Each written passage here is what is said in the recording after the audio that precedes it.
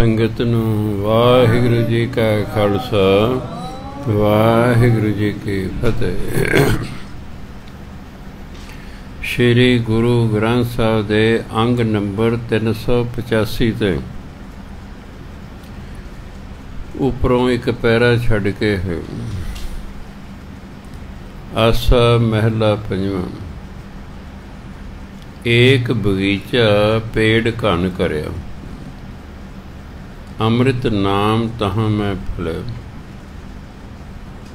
बगीचा बाग पेड़ दरख्त घन बहुत ज़्यादा।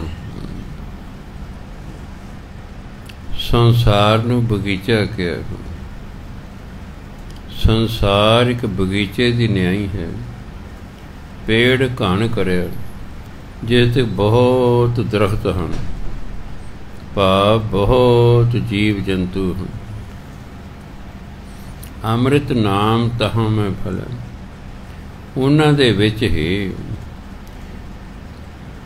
कोई कोई बूटा है जिन्हों अमृत नाम लगा होया। भाव कोई कोई मनुख है जिहड़ा परमात्मा का नाम जपदा है। ऐसा करो विचार ज्ञानी, जाते पाइए पद निर्वाणी।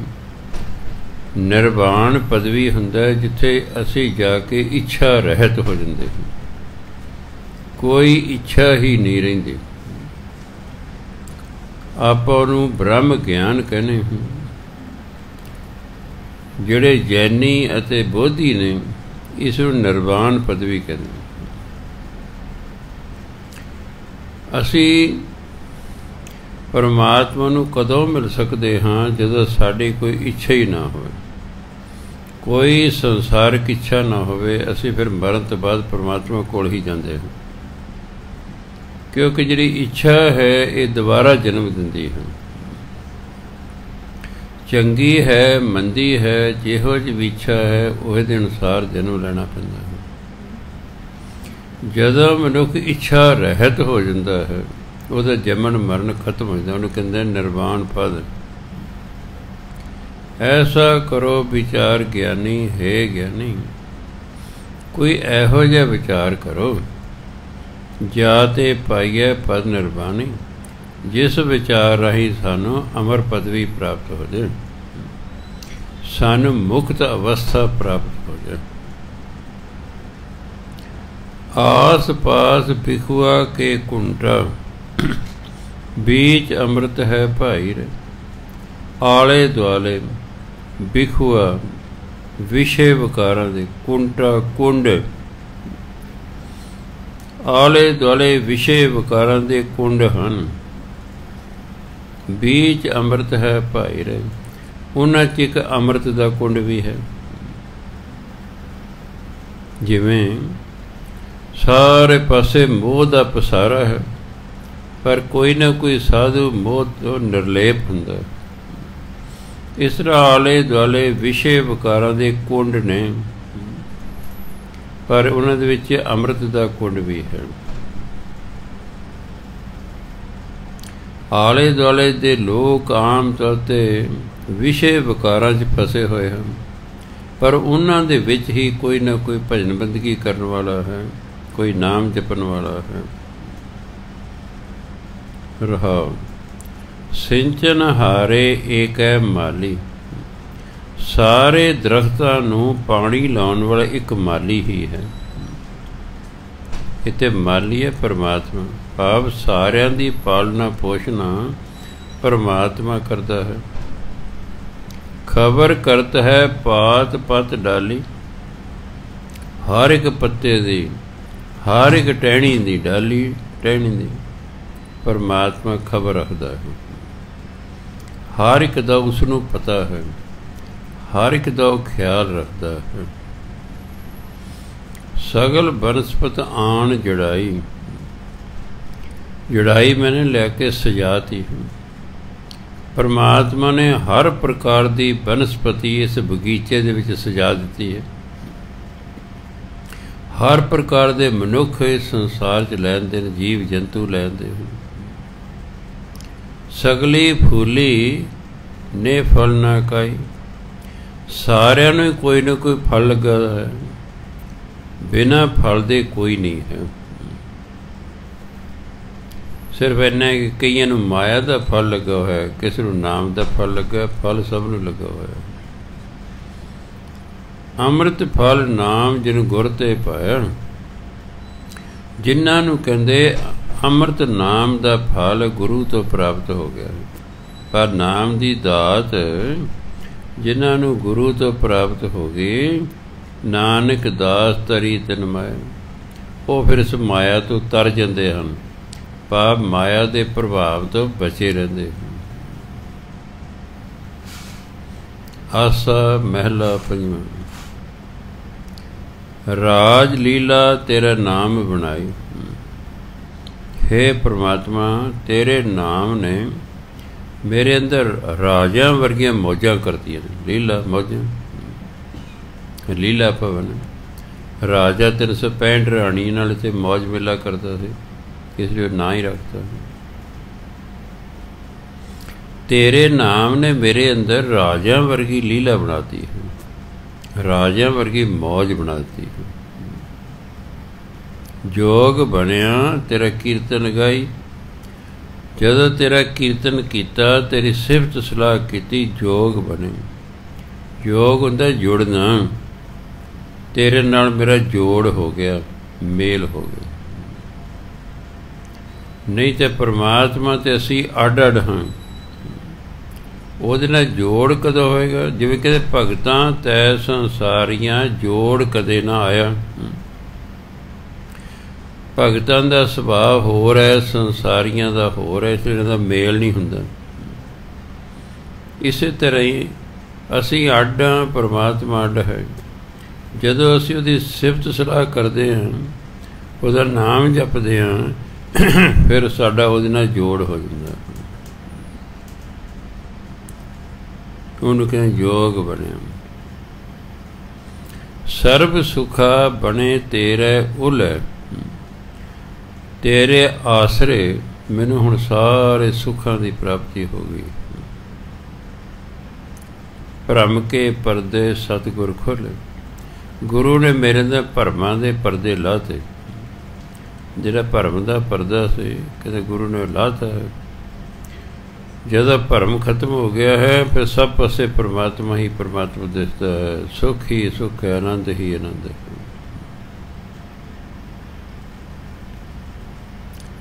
हुक्म बूझ रंग रस माने, ਜਿਹੜੇ परमात्मा के हुक्म नूं जान लेंदे हन, वो तो मौजां करदे ने, वो तो रस माणदे ने, आनंद माणदे हैं, क्योंकि हुक्म की सोझी आ गई है कि इस तरह जीवन जीवना है।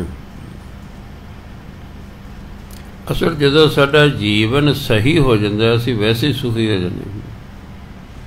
आ जिहड़े जेलों च बैठे ने, जिन्हां ते मुकदमे चल रहे ने, इहदा मतलब उन्हां दे जीवन सही नहीं है। जीवन सही होवे वैसे ही बंदा सुखी रहिंदा। सिर्फ उदों दुख हुंदा जदों मगरला कर्म कोई अगे आ जांदा है। असीं माड़ा कर्म कोई नहीं कर रहे, हुण दे किसी कर्म कारण सानूं दुख नहीं मिलेगा, पर कई बारी पिछले जन्म का माड़ा कर्म जो अगे आ जाता, उहदे कर दुख पैदा हो जाता। जे तो अपने किसी कर्म कारण सानू सज़ा मिले, फिर तो कोई गल नहीं, ठीक है, कर्म किया मिल गई सज़ा। चोरी की सी, कुट पै गई है। कतल किया सी, जेल हो गई है। कई बारी आपां कीता कुछ नहीं हुंदा, पर दुख आ खड़ा हुंदा। अचानक अग लग गई है, हड़ आ गया है, कोई होर कारण हो सकता है, वो तो अचानक विपता आ पैंदी है।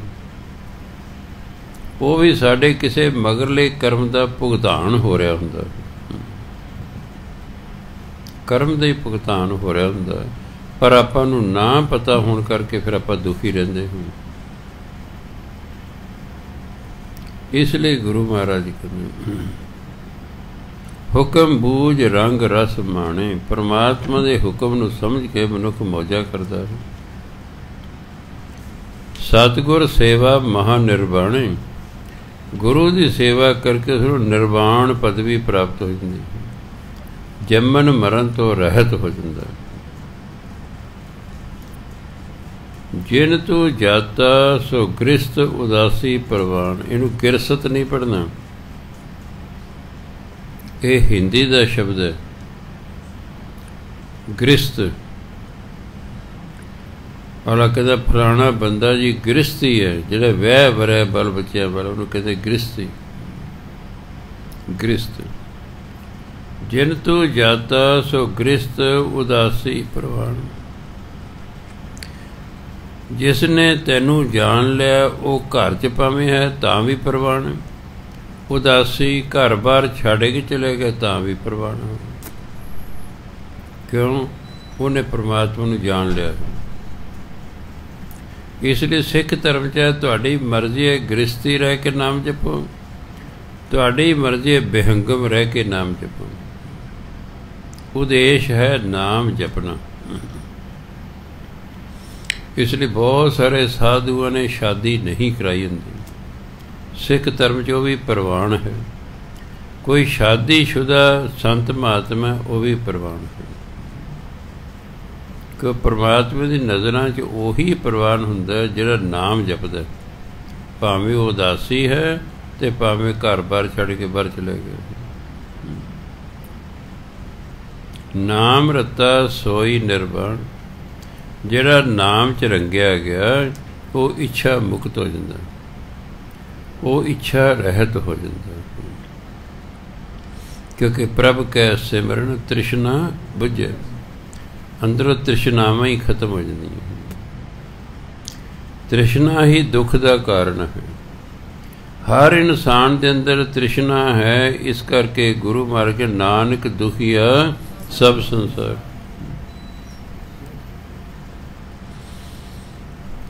सारे दुखी ने। कोई किसी पासों दुखी है, कोई किसी पासों दुखी है। जदों सारे ही दुखी होण फिर अपना दुख वड्डा नहीं लगता। अपना दुख उदों ही वड्डा लगता जदों असीं कल्ले दुखी है बाकी सुखी होण। हस्पताल दे विच वार्ड दे विच तुसीं दाखल हो, कमरे च नहीं। वार्ड दे विच तुसीं दाखल हो, आले दुआले तुहाडे मरीज ही मरीज हैं। तुसीं कहो यार कल्ला मैं ही नहीं बीमार, इन्नी दुनिया बीमार पई है। थोड़े हौसला रहिंदा है। जे कमरे च आ जाओ बाकी मरीज नहीं दिस रहे फिर अपनी बीमारी वाल ज़्यादा ध्यान चला जाता बंदे दा। इसलिए कहते हैं जाको मिलो नाम निधान। भनत नानक ताका पूर खजाना। भनत हुंदा कहंदा है। जाको मिलो नाम निधाना। निधाना खजाने नूं कहंदे ने। जिन्हों नाम दा खजाना मिल गया। नाम नूं खजाना क्या है? कोई 5-10 रुपये नहीं क्या। खजाने च बेअंत माया पई हुंदी है। हुण तां खजाने की थां ते माया बैंकां च आ गई है। पहला खजाने हुंदे, बैंक नहीं सी पहला होया करदे, ये ते बाद च आए ने। ते खजाने तां हर राजे वेले हुंदे सन। बैंक तां अंग्रेज़ां दे आउण कर खुले। फिर हौली हौली बैंकां दा काम कर इन्ना वध गया कि खजानिਆਂ ਦੇ ਵਿੱਚ सिर्फ कागजी कार्रवाई हुंदी है, पैसा उत्थे कोई नहीं हुंदा। सो नाम कहते बहुत वड्डा खजाना है। और ये नहीं कि रुपए धन का, हर चीज़ का खजाना है। नाम सुखां का खजाना भी है, नाम धन का खजाना भी है। नाम जपण नाल बंदे नूं सुख मिलते हैं। नाम जपण नाल बंदे नूं अमीरी मिलती है। कई आ जाते हैं साडा कारोबार ठीक नहीं चलता जी, असीं नूं पाठ दे देने कर पाठ। ਉਹ ਪਾਠ ਕਰਦਾ 40 ਦਿਨ ਮੰਨਦੇ, ਪਹਿਲਾਂ ਨਾਲ ਫਰਕ ਪੈ ਗਿਆ ਜੀ, ਮੈਂ ਹੋਰ ਕਰ ਪਾਈ। ਕਰਦਾ ਰਹਿ, ਤੇਰੀ ਕਮਾਈ 'ਚ ਵਾਧਾ ਹੁੰਦਾ ਰਹੇ। ਕਈ ਆਉਂਦੇ ਕਿਸਾਨ ਜਿਹੜੇ ਸਿਆਣੇ, ਬਾਬਾ ਜੀ ਸਾਡੀ ਸਾਉਣੀ ਵਧੀਆ ਹੋ ਜਾਏ, ਹਾੜੀ ਵਧੀਆ ਹੋ ਜਾਏ, ਅਸੀਂ ਉਹਨੂੰ ਪਾੜ ਦੇ ਦਿੰਦੇ।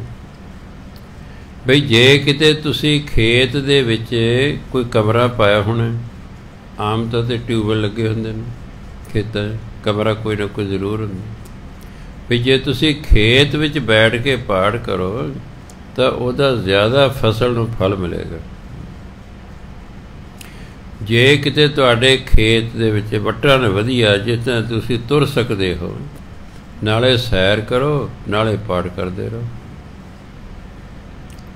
ਕਿਉਂਕਿ ਜਿਹੜੀ ਫਸਲ ਹੈ ਉਹ ਨੌਕਰ ਨੂੰ ਵੇਖ ਕੇ ਖੁਸ਼ ਨਹੀਂ ਹੁੰਦੀ, ਉਹ ਮਾਲਕ ਨੂੰ ਵੇਖ ਕੇ ਖੁਸ਼ ਹੁੰਦੀ ਹੈ।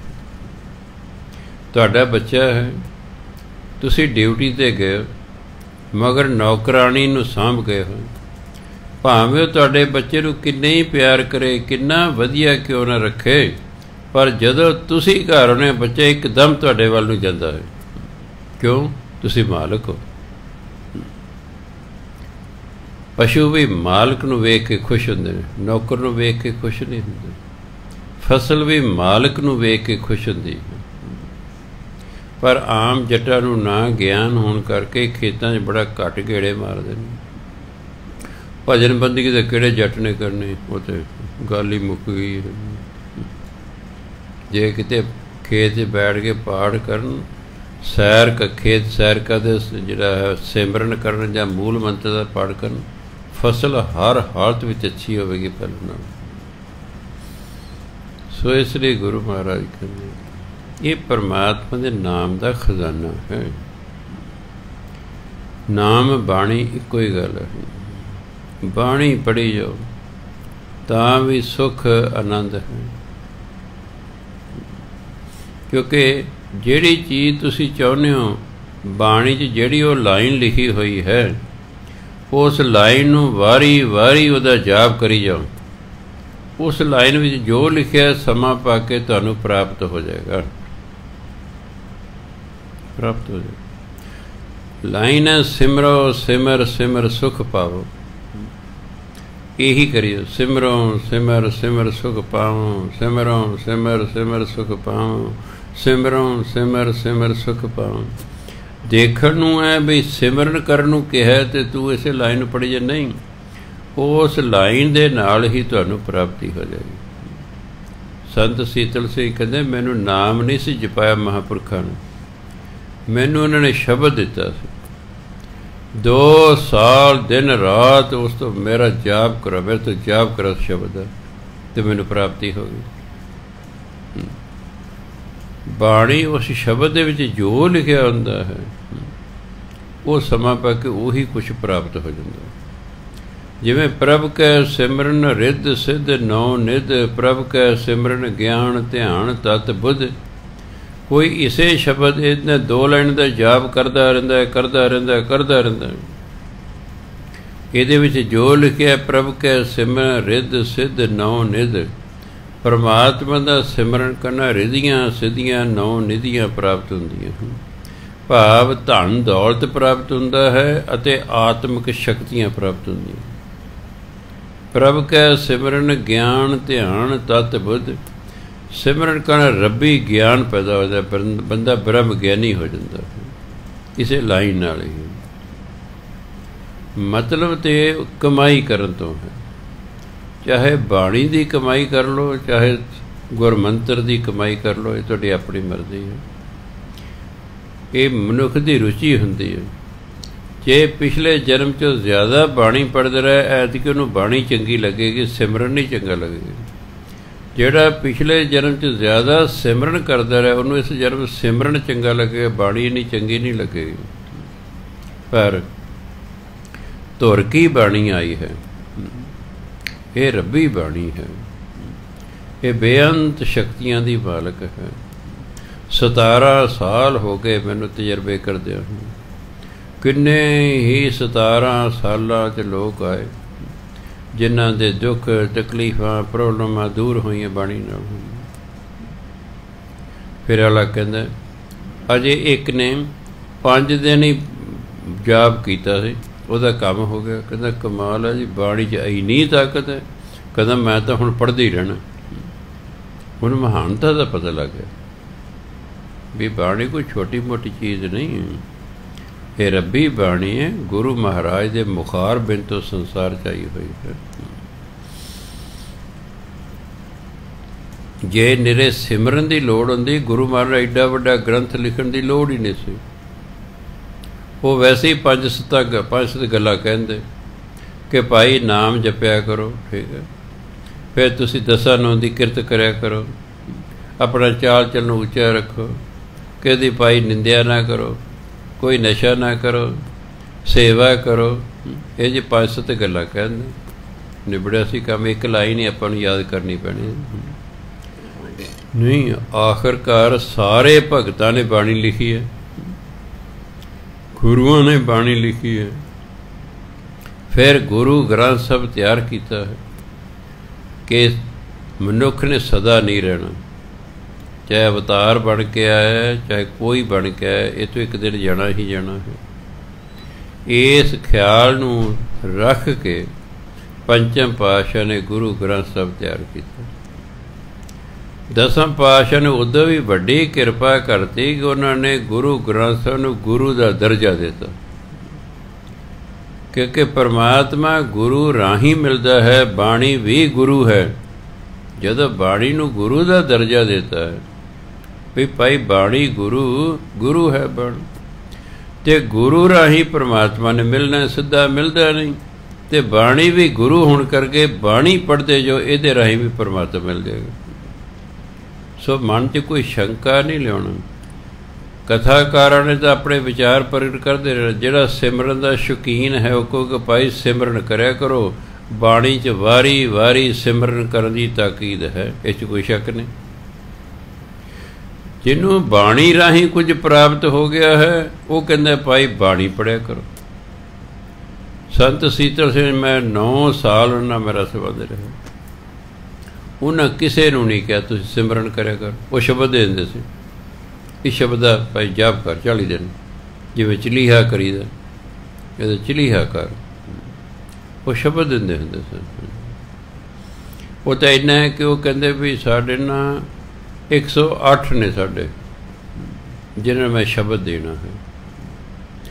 ਮੇਰੇ ਨਾਲ ਪਤਾ ਲੱਗਾ ਸਾਥੀਆਂ ਨੂੰ, ਜਿਹੜੇ ਸਨ ਉਹ ਮੇਰੇ ਨਾਲ ਚਲੇ ਗਏ, ਕਿ ਸਾਨੂੰ ਵੀ ਸ਼ਬਦ ਦਿਲਾ ਦਿਓ ਜੀ, ਵੀ ਤੁਹਾਨੂੰ ਤਾਂ ਮਿਲ ਗਿਆ। ਮੈਂ ਉਹਨੂੰ ਲੈ ਕੇ ਗਿਆ, ਮੈਂ ਬਾਬਾ ਜੀ ਇਹਨਾਂ ਨੂੰ ਸ਼ਬਦ ਦੇ ਦਿਓ।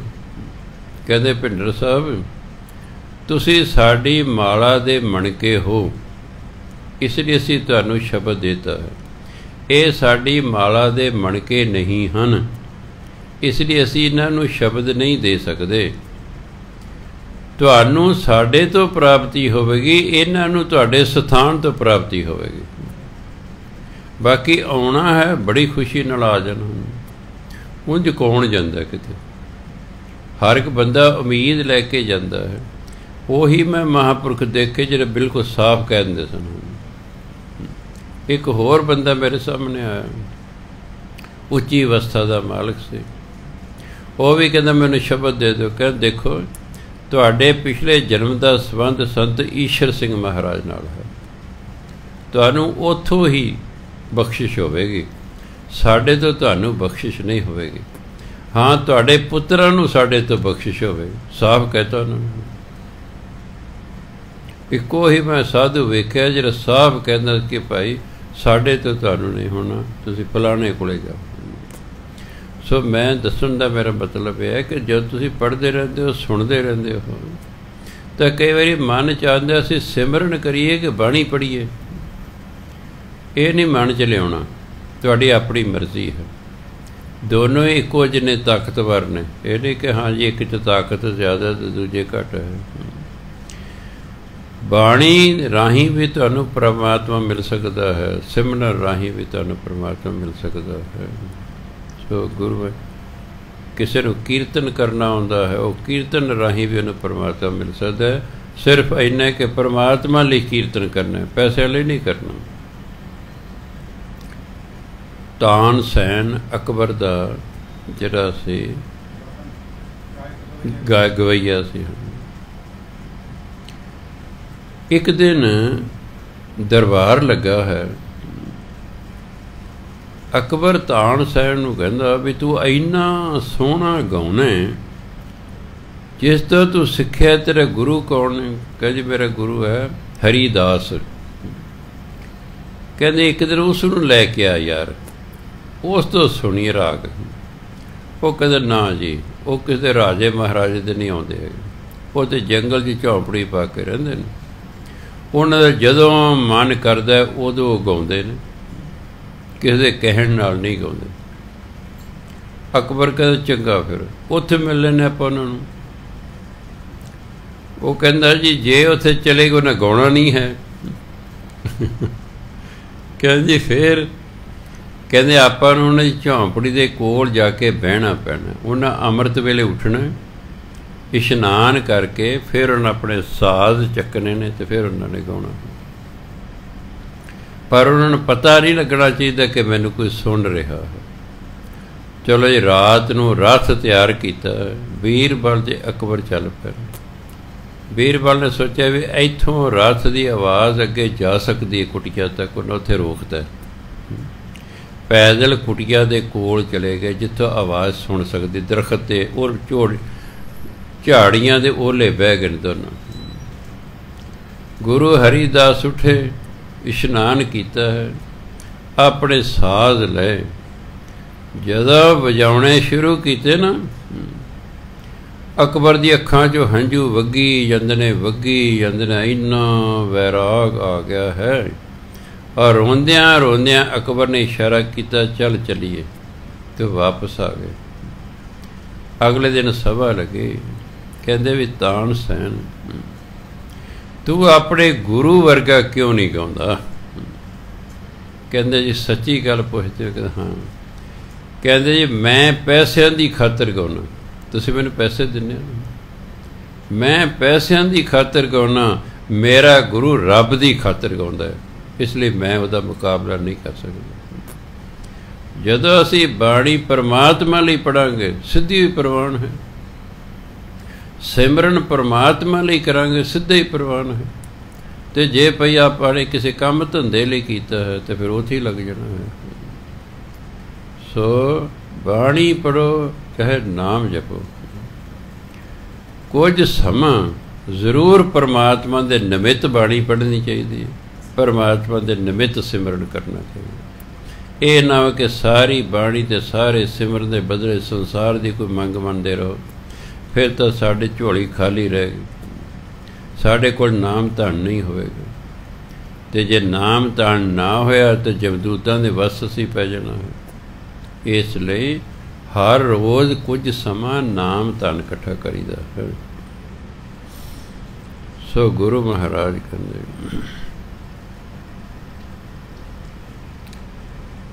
ਜਾ ਕੋ ਮਿਲਿਓ ਨਾਮ ਨਿਧਾਨਾ, ਭਣਤ ਨਾਨਕ ਤਾਕਾ ਪੂਰ ਖਜ਼ਾਨਾ।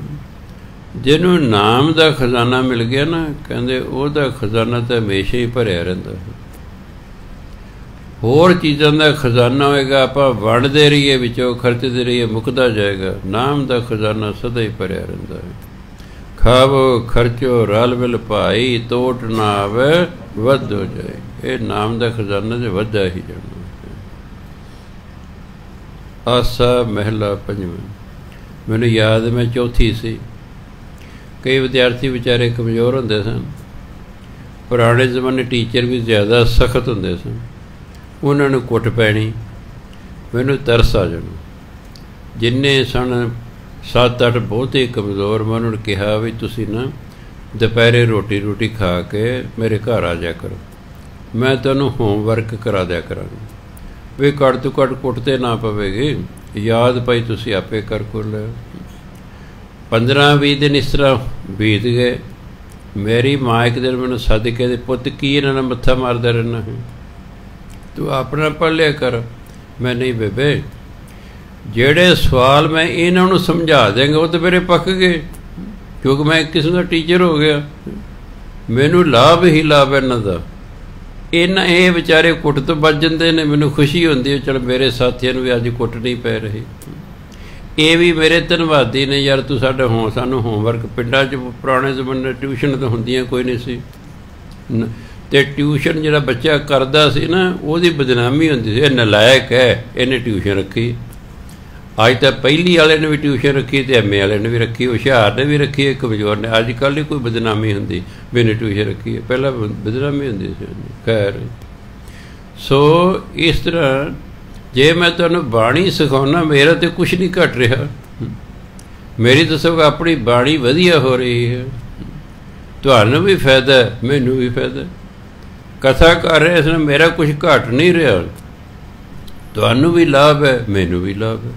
ਇਸ ਲਈ ਜਿਹੜਾ ਨਾਮ ਧਨ ਇਹ ਘਟਿਆ ਨਹੀਂ ਕਰਦਾ, ਜਿੰਨਾ ਮਰਜ਼ੀ ਵੰਡੀ ਜਾਓ ਇਹ ਵੱਧਦਾ ਹੀ ਵੱਧਦਾ, ਘਟਿਆ ਨਹੀਂ ਕਰਦਾ। ਸੋ ਗੁਰੂ ਮਹਾਰਾਜ ਕਹਿੰਦੇ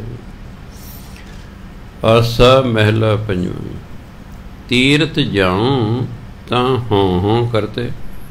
ਜੇ ਕਹਿੰਦੇ ਮੈਂ ਤੀਰਥਾਂ 'ਤੇ ਜਾਂਦਾ, ਦੇਖਦਾ ਲੋਕਾਂ ਨੂੰ ਤੀਰਥ ਇਸ਼ਨਾਨ ਕਰਕੇ ਬੜੀ ਹਉਮੈ ਪੈਦਾ ਹੋ ਜਾਂਦੀ, ਹਾਂ ਅਸੀਂ ਤਾਂ ਜੀ ਤੀਰਥਾਂ 'ਤੇ ਆਉਂਦੇ ਹਾਂ, ਅਸੀਂ ਤਾਂ ਜੀ ਇਸ਼ਨਾਨ ਕਰਦੇ ਹਾਂ, ਹਉਮੈ ਪੈਦਾ ਹੋ ਜਾਓ, ਹਉਮੈ ਨੇ ਹਉਮੈ।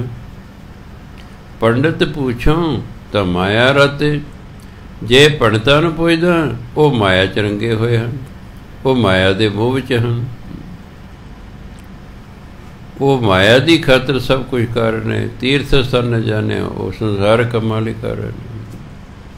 ਸੋ ਸਥਾਨ ਬਤਾਵੋ ਮੀਤਾ, ਜਾ ਕੇ ਹਰ ਹਰ ਕੀਰਤਨ ਨੀਤਾ।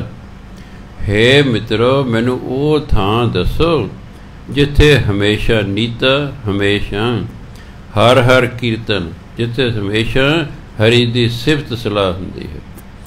ਕੀਰਤਨ ਦੇ ਦੋਸ਼ ਅਰਥ ਹੁੰਦੇ ਨੇ, ਇੱਕ ਦਿੰਦਾ ਹੈ ਗਾ ਕੇ ਸਿਫਤ ਸਲਾਹ ਕਰਨੀ, ਜਿਵੇਂ ਸਿੱਖ ਧਰਮ 'ਚ ਰਿਵਾਜ਼ ਹੈ, ਗਾ ਕੇ ਪਰਮਾਤਮਾ ਦੀ ਸਿਫਤ ਸਲਾਹ ਕਰਨੀ। ਆ ਜਿਹੜਾ ਤੁਸੀਂ ਵਾਹਿਗੁਰੂ ਵਾਹਿਗੁਰੂ ਕਰੇ ਵੀ ਕੀਰਤਨ ਹੈ, ਇਹ ਕੀਰਤੀ ਤੋਂ ਬਣੇ, ਹਿੰਦੀ ਦੇ ਸ਼ਬਦ ਕੀਰਤੀ, ਸਿਫਤ ਸਲਾਹ, ਉਹ ਤੋਂ ਕੀਰਤਨ ਬਣੇ। ਪਰਮਾਤਮਾ ਦੀ ਸਿਫਤ ਸਲਾਹ ਜਿਹੜੀ ਹੈ, ਕਹਿੰਦੇ ਮੈਨੂੰ ਉਹ ਥਾਂ ਦੱਸੋ ਜਿੱਥੇ ਹਮੇਸ਼ਾ ਪਰਮਾਤਮਾ ਦੀ ਸਿਫਤ ਸਲਾਹ ਹੁੰਦੀ ਹੈ। ਰਹਾ ਸ਼ਾਸਤਰ ਵੇਦ ਪਾਪ ਪੁੰਨ ਵਿਚਾਰ। ਜੇ ਮੈਂ ਸ਼ਾਸਤਰ ਦੇ ਵੇਦ ਪੜ੍ਹਦਾ, ਉਹ 'ਤੇ ਪਾਪ ਅਤੇ ਪੁੰਨ ਦੀ ਵਿਚਾਰ ਕੀਤੀ ਹੋਈ ਹੈ। ਇਹ ਕਰਮ ਪਾਪ ਹੈ, ਇਹ ਕਰਮ ਪੁੰਨ ਹੈ, ਇਹਨਾਂ ਦੀ ਵਿਚਾਰ ਹੈ। ਨਰਕ ਸਵਰਗ ਫਿਰ ਅਵਤਾਰ, ਇਹ 'ਚ ਦੱਸਿਆ ਵੀ ਆਹ ਕੰਮ ਕਰੋਗੇ ਨਰਕਾਂ ਨੂੰ ਜਾਓਗੇ, ਆਹ ਕੰਮ ਕਰੋਗੇ ਸਵਰਗਾਂ ਨੂੰ ਜਾਓਗੇ, ਆਹ ਕੰਮ ਕਰੋਗੇ ਵਾਰੀ ਵਾਰੀ ਜਨਮ ਲੈਂਦੇ ਰਹੋ, ਅਵਤਾਰ ਦਾ ਜਨਮ ਲੈਣਾ, ਵਾਰੀ ਵਾਰੀ ਜਨਮ ਲੈਂਦੇ ਰਹੋਗੇ। ਭਾਵ ਪਰਮਾਤਮਾ ਨੂੰ ਮਿਲਣ ਦਾ ਤਾਂ ਢੰਗ ਹੀ ਕੋਈ ਨਹੀਂ ਦੱਸਦਾ, ਪਰਮਾਤਮਾ ਨੂੰ ਮਿਲਣ ਦਾ ਨਹੀਂ ਕੋਈ ਢੰਗ ਦੱਸਦਾ। ਕੋਈ ਤੀਰਥਾਂ ਦੇ ਨਹਾਉਣ 'ਤੇ ਲੱਗਿਆ ਹੋਇਆ, ਕੋਈ ਵੇਦ ਪੜ੍ਹਨ 'ਤੇ ਲੱਗਿਆ ਹੋਇਆ। ਗ੍ਰਸਤ ਮੈਂ ਚਿੰਤ ਉਦਾਸ ਅਹੰਕਾਰ, ਜਿਹੜਾ ਗ੍ਰਸਥੀ ਹੈ ਉਹ ਚਿੰਤ ਹੈ, ਉਹਨੂੰ ਕੋਈ ਨਾ ਕੋਈ ਚਿੰਤਾ ਲੱਗੀ ਹੁੰਦੀ। ਮੇਰੇ ਕੋਲ ਆ ਜਾਣਗੇ, ਮੈਂ ਦੇਖੋ ਭਾਈ ਗ੍ਰਸਥੀ ਬੰਦਾ ਕਦੇ ਸੁਖੀ ਨਹੀਂ ਹੋ ਸਕਦਾ, ਜੇ ਹੋਊਗਾ ਤਾਂ ਕੁਝ ਸਮੇਂ ਲਈ ਹੋਵੇਗਾ, ਜਿੰਨਾ ਚਿਰ ਉਹਦੇ ਬੱਚੇ ਛੋਟੇ ਨੇ। ਜਦੋਂ ਬੱਚੇ ਵੱਡੇ ਹੋ ਗਏ ਉਹਨੂੰ ਚਿੰਤਾ ਸ਼ੁਰੂ ਹੋ ਜਾਣੀ, ਉਹਨਾਂ ਦੇ ਦਾਖਲਿਆਂ ਦੀ ਚਿੰਤਾ, ਫਿਰ ਉਹਨਾਂ ਦੀ ਨੌਕਰੀ ਦੀ ਚਿੰਤਾ, ਫਿਰ ਉਹਨਾਂ ਦੇ ਵਿਆਹ ਦੀ ਚਿੰਤਾ। ਇਹ ਕੋਈ ਨਾ ਗ੍ਰਸਥੀ ਨੂੰ ਕੋਈ ਨਾ ਕੋਈ ਚਿੰਤਾ ਰਹਿੰਦੀ ਹੀ ਰਹਿੰਦੀ ਹੈ। ਜਿਹੜੇ ਗ੍ਰਸਥ ਦੇ ਵਿੱਚ ਹਨ ਉਹ ਕਹਿੰਦੇ ਉਹ ਚਿੰਤਾ, ਉਹਨਾਂ ਨੂੰ ਚਿੰਤਾ ਲੱਗੀ ਕੋਈ। ਉਦਾਸ ਜਿਹੜੇ ਘਰ ਬਾਰ ਛੱਡ ਗਏ ਨੇ ਉਹ ਅਹੰਕਾਰ, ਉਹਨਾਂ ਦਾ ਹੰਕਾਰ ਹੈ, ਉਹਨਾਂ ਦਾ ਹੰਕਾਰ। ਅਸੀਂ ਉਦਾਸੀ ਸਾਧੂ ਹਾਂ ਜੀ, ਅਸੀਂ ਗ੍ਰਸਥ ਛੱਡ ਦਿੱਤਾ ਹੈ ਜੀ, ਉਹ ਹੰਕਾਰ ਪੈਦਾ ਹੋ ਜਾਂਦਾ। ਕਰਮ ਕਰਤ ਜੀ ਕੋ ਜੰਜਾਰ, ਇਹੋ ਜਿਹੜੇ ਵਿਖਾਵੇ ਦੇ ਕਰਮ ਨੇ। ਇੱਕ ਕਰਮ ਉਹ ਹੁੰਦੇ ਨੇ ਜਿਹੜੇ ਸਾਡੀ ਆਤਮਾ ਦਾ ਕਲਿਆਣ ਕਰਨ, ਇੱਕ ਕਰਮ ਸਿਰਫ ਸਰੀਰ ਨਾਲ ਸੰਬੰਧਿਤ ਹੁੰਦੇ ਨੇ। ਜਿਵੇਂ ਤੁਸੀਂ ਤੀਰਥ ਜਾ ਕੇ ਇਸ਼ਨਾਨ ਕਰ ਲਏ, ਦਾ ਸੰਬੰਧ ਸਰੀਰ ਨਾਲ, ਆਤਮਾ ਨਾਲ ਇਹਦਾ ਕੋਈ ਸੰਬੰਧ ਨਹੀਂ। ਨਹਾ ਕੇ ਤੁਹਾਡੀ ਕੋਈ ਆਤਮਕ ਅਵਸਥਾ ਉੱਚੀ ਨਹੀਂ ਹੋਣੀ। ਉਹ ਕਰਮ ਜਿਨ੍ਹਾਂ ਦਾ ਸੰਬੰਧ ਆਤਮਾ ਨਾਲ ਨਹੀਂ ਹੈ, ਉਹਨਾਂ ਕਰਮਾਂ ਨੂੰ ਕਹਿੰਦੇ ਕਰਮ ਕਾਂਡ। ਹੁੰਦੇ ਉਹ ਧਾਰਮਿਕ ਹੀ ਨੇ, तीर्थां दे ਸਰੋਵਰਾਂ ਤੇ ਜਾ ਕੇ ਨਹਾਉਣਾ ਧਾਰਮਿਕ ਕੰਮ ਗਿਣਿਆ ਗਿਆ, ਪਰ ਇਹਦਾ ਆਤਮਾ ਨਾਲ ਕੋਈ ਸੰਬੰਧ ਨਹੀਂ, ਇਹ ਤਾਂ ਸਰੀਰਾਂ ਨਾਲ ਸੰਬੰਧ ਹੈ। ਸੋ ਜਿਹੜੇ ਇਹ ਧਾਰਮਿਕ ਕਰਮ ਕਰਦੇ ਨੇ ਦੇਖਣ ਲਈ ਜੀ ਕੋ ਜੰਜਾਲ, ਇਹ ਤਾਂ ਜੰਜਾਲ ਨੇ, ਇਹ ਮਨ ਇਹਨਾਂ ਦੇ ਵਿੱਚ ਹੀ ਫਸ ਜਾਂਦਾ ਹੈ। ਪ੍ਰਭ ਕਿਰਪਾ ਤੇ ਮਨ ਵਸ ਆਇਆ, ਪਰਮਾਤਮਾ ਦੀ ਕਿਰਪਾ ਨਾਲ ਜਿਸ ਦਾ ਮਨ ਵਸ 'ਚ ਆ ਗਿਆ ਨਾ, ਨਾਨਕ ਗੁਰਮੁਖ ਤਰੀ ਤਿਨ ਮਾਇਆ, ਗੁਰੂ ਰਾਹੀਂ ਉਸਨੇ ਮਾਇਆ ਨੂੰ ਤਰ ਲਿਆ, ਪਰ ਮਾਇਆ ਦੇ ਪ੍ਰਭਾਵ ਤੋਂ ਬਚ ਗਿਆ। ਸੋ ਜਿਹਦਾ ਮਨ ਵਸ 'ਚ ਆ ਗਿਆ ਹੈ, ਕਿਉਂਕਿ ਮਨ ਵਸ ਆਵੇ ਨਾਨਕਾ ਜੇ ਪੂਰਨ ਕਿਰਪਾ ਹੋਵੇ, ਗੁਰੂ ਦੀ ਕਿਰਪਾ ਹੋਵੇ ਤਾਂ ਮਨ ਵਸ 'ਚ ਆਉਂਦਾ ਹੈ, ਪਰਮਾਤਮਾ ਦੀ ਕਿਰਪਾ ਹੋਵੇ ਤਾਂ ਮਨ ਵਸ 'ਚ ਆਉਂਦਾ ਹੈ। ਇਸ ਲਈ ਪਰਮਾਤਮਾ ਦੀ ਕਿਰਪਾ ਨਾਲ ਜਿਹਦਾ ਮਨ ਵਸ 'ਚ ਆ ਗਿਆ ਨਾ, ਉਹ ਮਾਇਆ ਦੇ ਪ੍ਰਭਾਵ ਤੋਂ ਬਚ ਜਾਂਦਾ ਹੈ। ਮਾਇਆ ਦਾ ਪ੍ਰਭਾਵ ਕੀ ਕਰਦਾ ਹੈ? ਉਹ ਰੱਬ ਭੁਲਾਉਂਦਾ ਹੈ। ਮਾਇਆ ਜਿਹੜੀ ਹੈ ਇਹ ਮਨੁੱਖ ਨੂੰ ਰੱਬ ਭੁਲਾਉਂਦੀ ਹੈ। ਤੇ ਜਿਹੜੀ ਵੀ ਚੀਜ਼, ਜਿਹੜਾ ਵੀ ਖਿਆਲ, ਜੋ ਵੀ ਵਿਅਕਤੀ ਰੱਬ ਨੂੰ ਭੁਲਾ ਦੇਵੇ, ਧਰਮ 'ਚ ਉਸ ਨੂੰ ਕਿਹਾ ਮਾਇਆ। ਪਹਿਲਾਂ ਬੱਚਾ ਨਹੀਂ ਹੋ ਰਿਹਾ, ਰੋਜ਼ ਗੁਰਦੁਆਰੇ ਜਾਇਆ ਜਾ ਰਿਹਾ, ਸੇਵਾ ਕੀਤੀ ਜਾ ਰਹੀ ਹੈ, ਬੱਚਾ ਹੋ ਗਿਆ ਹੈ, ਫਿਰ ਉਸੇ ਚੀਜ਼ ਉਲਝ ਗਿਆ, ਭੁੱਲ ਭੁਲਾ ਕੇ ਰੱਬ ਤੇ ਭੁੱਲ ਭੁਲਾ ਕੇ ਗੁਰਦੁਆਰਾ, ਫਿਰ ਉਸੇ 'ਚ ਉਲਝ ਗਿਆ। ਮੇਰੇ ਕੋਲ ਬਥੇਰੇ ਉਹਦੇ ਪੁੱਤਰ ਹੋ ਗਿਆ ਹੈ, ਇੱਕ 4 ਸਾਲ ਬਾਅਦ ਆਇਆ, ਮੈਂ ਆਓ ਜੀ ਕਿਵੇਂ ਆਇਆ ਜੀ? ਤੁਹਾਡਾ ਧੰਨਵਾਦ ਕਰਨਾ ਹੈ। ਮੈਂ ਜੀ ਕਾਹਦਾ? ਕਹਿੰਦੇ ਪੁੱਤਰ ਹੋਇਆ। ਮੈਂ ਕਦੋਂ ਹੋਇਆ? ਕਹਿੰਦਾ ਨਾਲ ਹੈ ਜੀ 4 ਸਾਲ ਹੋ ਗਏ। ਮੈਂ ਬੀਬਾ ਤੁਸੀਂ ਮੇਰਾ ਧੰਨਵਾਦ ਨਹੀਂ ਕਰਨਾ, ਤੁਸੀਂ ਤੇ ਅਗਲਾ ਪ੍ਰਸ਼ਨ ਪੁੱਛਣ ਆਏ ਹੋ। ਜੇ ਮੇਰਾ ਧੰਨਵਾਦ ਕਰਨਾ ਹੁੰਦਾ ਉਦੋਂ ਛੇਤੀ ਹੀ ਆ ਜਾਂਦੇ ਹੋ। ਚਲੋ 40 ਦਿਨ ਕਿਤੇ ਨਹੀਂ ਜਾਣਾ, 41 42 ਦਿਨ ਆ ਜਾਂਦੇ, ਜਾਂ ਪੁੱਤਰ ਹੋਇਆ ਜੀ। ਸੋ ਇਸ ਲਈ ਭੁੱਲ ਭੁਲਾ ਗਿਆ। 4 ਸਾਲ ਬਾਬਾ ਭੁੱਲਿਆ ਰਿਹਾ, 5ਵੇਂ ਸਾਲ ਫਿਰ ਯਾਦ ਆ ਗਿਆ, ਹੁਣ ਲੋੜ ਪੈ ਗਈ ਨਾ। ਸੋ ਜਦੋਂ ਮਨ ਵਸ 'ਚ ਆ ਜਾਂਦਾ ਤਾਂ ਹੀ ਮਾਇਆ ਦੇ ਪ੍ਰਭਾਵ ਤੋਂ ਬੰਦਾ ਬਚਦਾ ਹੈ। ਸਾਧ ਸੰਗ ਹਰ ਕੀਰਤਨ ਗਾਈਏ, ਇਹ ਅਸਥਾਨ ਗੁਰੂ ਤੇ ਪਾਈਏ। ਕਹਿੰਦੇ ਗੁਰੂ ਦੀ ਸੰਗਤ 'ਚ ਆ ਕੇ ਹਰੀ ਦੀ ਸਿਫਤ ਸਲਾਹ ਕਰਨੀ ਚਾਹੀਦੀ ਹੈ। ਇਹ ਜਿਹੜੀ ਸਾਧ ਸੰਗ ਹੈ, ਇਹ ਥਾਂ ਗੁਰੂ ਤੋਂ ਪ੍ਰਾਪਤ ਹੁੰਦਾ ਹੈ। ਗੁਰੂ ਤੋਂ ਪਤਾ ਲੱਗਦਾ ਕਿ ਜਿਹੜੀ ਗੱਲ ਬਣਨੀ ਉਹ ਤਾਂ ਸਾਧ ਸੰਗਤ 'ਚ ਆ ਕੇ ਬਣਨੀ ਹੈ, ਉਹ ਤਾਂ ਸਤ ਸੰਗਤ 'ਚ ਆ ਕੇ ਬਣਨੀ ਹੈ। ਜਿਸ ਨੇ ਵੀ ਧਰਮ ਵਾਲੇ ਪਾਸੇ ਨੂੰ ਮੁੜਨਾ ਹੈ, ਉਹਨੂੰ ਸਤ ਸੰਗਤ ਕਰਨੀ ਪੈਣੀ ਹੈ। ਸਤ ਸੰਗਤ 'ਚ ਆ ਕੇ ਉਹਨੂੰ ਧਰਮ ਦੀ ਮਹਾਨਤਾ ਦਾ, ਪਰਮਾਤਮਾ ਦੀ ਮਹਾਨਤਾ ਦਾ, ਨਾਮ ਦੀ ਮਹਿਮਾ ਦਾ, ਬਾਣੀ ਦੀ ਮਹਿਮਾ ਦਾ ਫਿਰ ਪਤਾ ਜਾ ਕੇ ਲੱਗੇਗਾ। ਜਿੰਨਾ ਚਿਰ ਸਾਨੂੰ ਕਿਸੇ ਚੀਜ਼ ਦੀ ਮਹਾਨਤਾ ਦਾ ਹੀ ਨਹੀਂ ਪਤਾ, ਅਸੀਂ ਉਸ ਚੀਜ਼ ਵੱਲ ਧਿਆਨ ਨਹੀਂ ਦਿੰਦੇ। ਟੀਚਰ ਦੀ ਤੇ ਮਾਂ ਪਿਓ ਦੀ ਵੱਧ ਤੋਂ ਵੱਧ ਕੋਸ਼ਿਸ਼ ਹੋਣੀ ਚਾਹੀਦੀ ਹੈ ਕਿ ਟੀਚਰ ਜਿਹੜਾ ਵੀ ਸਬਜੈਕਟ ਬੱਚੇ ਨੂੰ ਪੜ੍ਹਾ ਰਿਹਾ ਉਹਦੀ ਮਹਾਨਤਾ ਦੱਸੇ ਕਿ ਪੜ੍ਹ ਕੇ ਤੈਨੂੰ ਆਹ ਲਾਭ ਹੋਵੇਗਾ, ਤਾਂ ਉਹ ਪੜ੍ਹੇਗਾ। ਜੋ ਉਹਨੂੰ ਇਹੀ ਨਹੀਂ ਪਤਾ ਵੀ ਇਹਦਾ ਕੀ ਲਾਭ ਹੈ, ਉਹ ਚੱਜ ਨਾਲ ਨਹੀਂ ਪੜ੍ਹੇਗਾ। ਉਹਨੂੰ ਲਾਭ ਦੱਸਣਾ ਪਏਗਾ, ਕਾਕਾ ਤੇਰੇ ਦਾ ਆਹ ਫਾਇਦਾ ਹੋਏਗਾ। ਜੇ ਮੈਂ 7ਵੀਂ 'ਚ ਪੜ੍ਹਦਾ ਸੀ, ਮੇਰਾ ਭਰਾ ਟੀਚਰ ਲੱਗੇ ਹੋਏ ਸਨ, ਉਹ ਮੈਨੂੰ ਪੜ੍ਹਾ ਦਿਆ ਕਰਦੇ ਸਨ।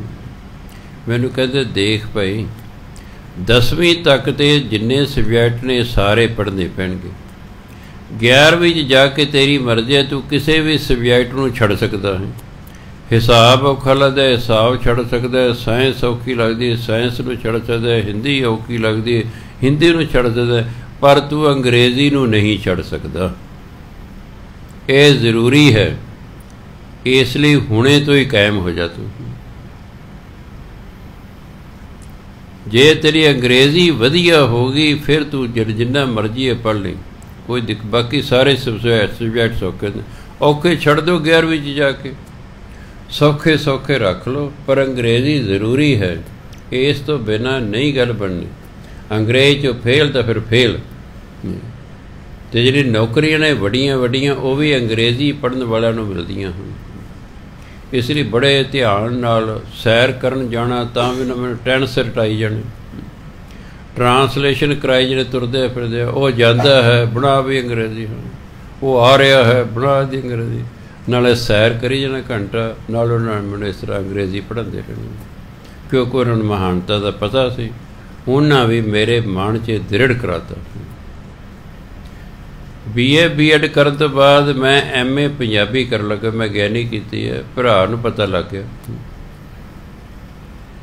एग्जाम वो फार्म भरन का वेला आ गया, वो कुदरती मैनूं मिलन आ गए, कहते की कर रहे, मैं MA पंजाबी कर रहा। कहता सुन मेरी गल, तू बनना SS मास्टर, तो वो अंग्रेजी जरूरी होंदी है, पंजाबी टीचर का तू बनना नहीं, तू तो B.Ed कर ली हुण, तू तो इंग्लिश के सोशल स्टडी पढ़ाएगा, ये पंजाबी का MA नहीं करनी है, तू अंग्रेजी की MA कर। जब तू अंग्रेजी की MA कर लेंगे बाकी सारी MA तेन वैसे सौखी हो जाएगी। वो मेरी किताबां मैं जाके बाजार च वेच के अंग्रेजी खरीद लिया। सो मैं देखिया गाइड करने वाला भी कोई चाहिए। वो बच्चे उन्होंने बच्चे की गुड लक है जिन्हों घर दे विच कोई गाइड करने वाला हुंदा।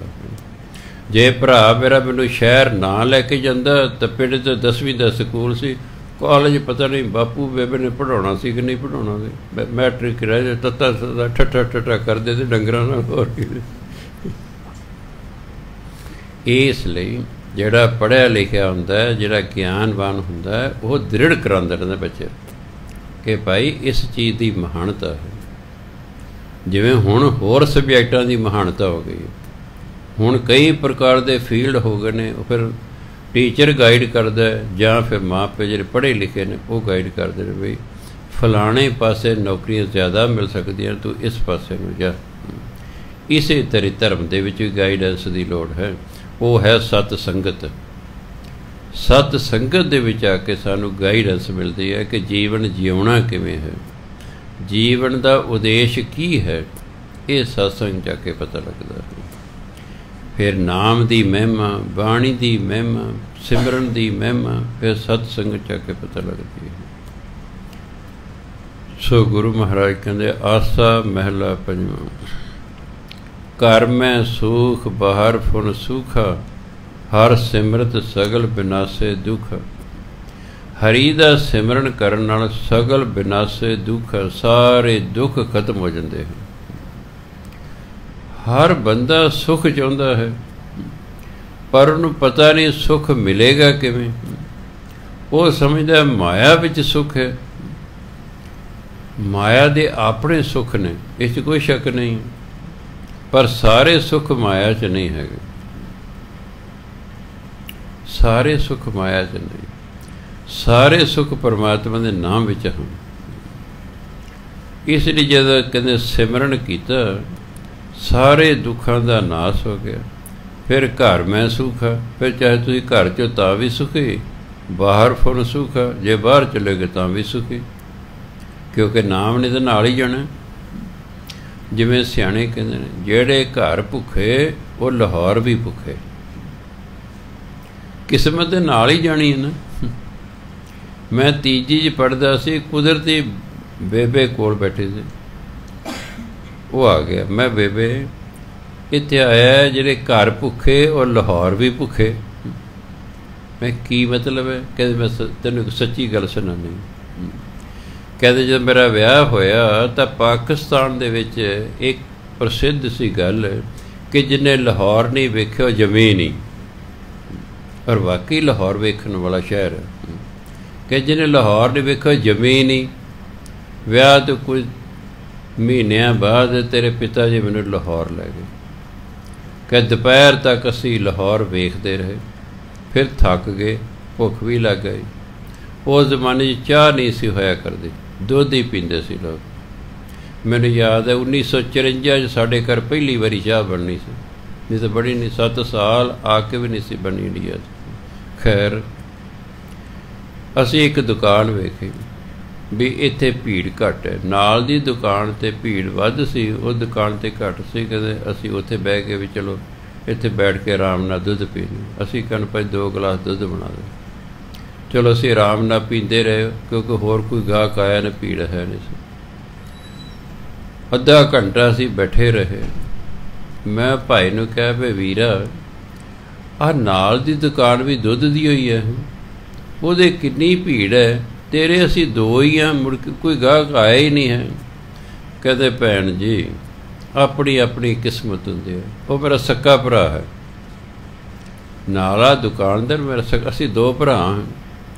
ਸਾਡੇ ਪਿਤਾ ਨੇ ਇੱਕੋ ਜਿਹੀਆਂ ਦੁਕਾਨਾਂ ਸਾਨੂੰ ਪਾ ਕੇ ਦਿੱਤੀਆਂ। ਦੇਖ ਲਓ, ਹੈ ਨਾ ਇੱਕੋ ਜਿਹੀਆਂ। ਮੈਂ ਕਹਿੰਦੇ ਹਾਂ ਇੱਕੋ ਜਿਹੀਆਂ। ਜੋ ਮੇਜ਼ ਕੁਰਸੀਆਂ ਉਸਦੇ ਨੇ ਉਹੀ ਮੇਰੇ ਨੇ, ਜੋ ਭਾਂਡੇ ਉਹਦੇ ਕੋਲ ਨੇ ਉਹੀ ਭਾਂਡੇ ਮੇਰੇ ਕੋਲ ਨੇ। ਔਰ ਵੱਡੀ ਗੱਲ ਇਹ ਕਿ ਜਿਸ ਦੋਧੀ ਤੋਂ ਉਹ ਦੁੱਧ ਲੈਂਦੇ, ਉਸੇ ਦੋਧੀ ਤੋਂ ਮੈਂ ਦੁੱਧ ਲੈਣਾ। ਇਹ ਵੀ ਨਹੀਂ ਹਾਂ ਜੀ ਉਹਦਾ ਦੁੱਧ ਸੰਘਣਾ ਤੇ ਮੇਰਾ ਪਤਲਾ ਨਾ। ਪਰ ਦੇਖੋ ਉਹਦੇ ਘਰ ਰੌਣਕ ਲੱਗੀ ਹੋਈ ਹੈ, ਮੇਰੇ ਤੁਸੀਂ ਸਿਰਫ 2 ਬੈਠੇ। ਫਿਰ ਬੇਬੇ ਕਹਿੰਦੀ ਪੁੱਤ ਕਿਤੇ ਵੀ ਚਲੇ ਜਾਓ, ਕਿਸਮਤ ਨਾਲ ਹੀ ਜਾਂਦੀ ਹੈ। ਇਸ ਲਈ ਕਿ ਜਿਹੜੇ ਘਰ ਭੁੱਖੇ ਔਰ ਲਾਹੌਰ ਵੀ ਭੁੱਖੇ। ਛੋਟਾ ਹੋਣ ਕਰਕੇ ਮੈਨੂੰ ਅੱਗੇ ਕੋਈ ਗੱਲ ਨਹੀਂ ਔੜੀ ਅਤੇ ਨਾ ਉਹਨਾਂ ਮੈਨੂੰ ਕੋਈ ਹੱਲ ਦੱਸਿਆ। ਫਿਰ ਜਦੋਂ ਮੈਂ ਬਾਣੀ ਪੜ੍ਹੀ, ਫਿਰ ਮੈਂ ਸੋਚਿਆ ਵੀ ਹਾਂ ਹੈ ਤਾਂ ਠੀਕ ਹੈ, ਜਿਹੜੇ ਘਰ ਭੁੱਖੇ ਔਰ ਲਾਹੌਰ ਵੀ ਭੁੱਖੇ, ਕਿਉਂਕਿ ਕਰਮ ਨਾਲ ਜਾਂਦੇ ਨੇ। ਹੁਣ ਕਰਮਾਂ ਨੂੰ ਕਿਵੇਂ ਬਦਲਿਆ ਜਾਵੇ? ਫਿਰ ਬਾਣੀ ਕਹਿੰਦੀ ਜਾਂ ਬਾਣੀ ਪੜ੍ਹੋ, ਜਾਂ ਨਾਮ ਜਪੋ, ਜਾਂ ਸੇਵਾ ਕਰੋ। ਇਹਦੇ ਨਾਲ ਤੁਹਾਡੇ ਕਰਮ ਬਦਲ ਜਾਣਗੇ, ਤੁਹਾਡੀ ਕਿਸਮਤ ਬਦਲ ਜਾਏਗੀ। ਤੁਸੀਂ ਬੈਡ ਲੱਕ ਤੋਂ ਗੁੱਡ ਲੱਕ ਹੋ ਜਾਓਗੇ। ਹੋਰ ਕੋਈ ਢੰਗ ਤਰੀਕਾ ਹੀ ਨਹੀਂ। ਰੋਣ ਪਿੱਟਣ ਨਾਲ ਕਿਸਮਤ ਨਹੀਂ ਬਦਲਦੀ। ਜਿਸ ਨੇ ਵੀ ਆਪਣੀ ਕਿਸਮਤ ਨੂੰ ਵਧੀਆ ਬਣਾਉਣਾ ਹੈ, ਉਹਨੂੰ ਭਜਨ ਬੰਦਗੀ ਕਰਨੀ ਪੈਗੀ। ਭਜਨ ਬੰਦਗੀ ਕਰਕੇ ਹੀ ਸਾਡੀ ਕਿਸਮਤ ਵਧੀਆ ਹੋ ਸਕਦੀ ਹੈ। ਇਸ ਲਈ ਬਾਹਰ ਵੀ ਗਏ ਨੇ ਬੜੇ ਬੱਚੇ, ਕਈਆਂ ਨੂੰ ਅੱਗੇ ਅੱਗੇ ਵੀ ਪਤਾ ਲੱਗ ਜਾਂਦਾ, ਟੈਲੀਫੋਨ ਕਰਦੇ ਰਹਿੰਦੇ, ਕਿਸੇ ਨੂੰ ਕੋਈ ਸਮੱਸਿਆ, ਕਿਸੇ ਨੂੰ ਕੋਈ ਸਮੱਸਿਆ। ਇਹ ਨਹੀਂ ਕਿ ਉੱਥੇ ਆਹ ਮੌਜਾਂ ਨੇ ਉੱਥੇ।